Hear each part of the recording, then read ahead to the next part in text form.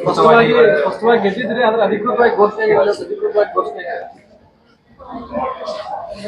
ಇವತ್ತು ಕೋರ್ಟದ ಆದೇಶದ ಮೇರೆಗೆ ಅದು ನಿರ್ಣಯ ಬಂದ ನಂತರ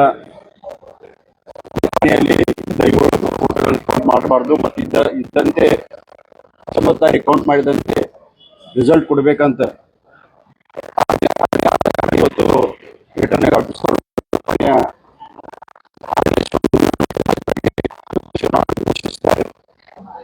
ಅದೇ ರೀತಿ 4 ಕ್ಷೇತ್ರಗಳಲ್ಲಿ ಕೂಡ ಇವತ್ತು ಚುನಾವಣೆ ನಡೆದು ರಿಸಲ್ಟ್ ಅಟ್ಟೆ ಘೋಷಣೆ ಬಾಕಿ. ಈ ಎಲ್ಲ 4 ಕ್ಷೇತ್ರಗಳಲ್ಲಿ ಕೂಡ ಈಗಾಗಲೇ ಗೆದ್ದ ಅಭ್ಯರ್ಥಿಗಳ ಹೆಸರುಗಳನ್ನು ಘೋಷಣೆ ಮಾಡಿದ್ದಾರೆ. ಇನ್ನೂ ಒಂದು 15 ದಿವಸದಲ್ಲಿ ಅಧ್ಯಕ್ಷ ಉಪಾಧ್ಯಕ್ಷ ಚುನಾವಣೆ ಘೋಷಣೆ ಆಗ್ತದೆ. ಆ ತಾರೀಕನ್ನು ನಾವು ಎಲ್ಲರೂ ಕಾಯ್ದು ನೋಡೋಣ.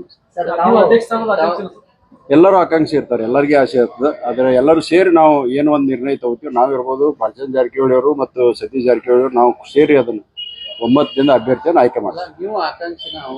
ಅಲ್ಲ, ಆಕಾಂಕ್ಷಿ ಇದ್ದೇವ್ರಿ, ಎಲ್ಲರೂ ಇರ್ತಾರೆ, ಎಲ್ಲರಿಗೆ ಆಸೆ ಇರ್ತದೆ, ಎಲ್ಲರಿಗೂ ಇರ್ತದೆ. ಯಾರಾದರೂ ಕೂಡ ನಾವು ಎಲ್ಲರೂ ಆಗಿದ್ದೇವೆ ತಿಳ್ಕೊಂಡು ನಾವು ಸಂತೋಷ ಪಡ್ತೀವಿ.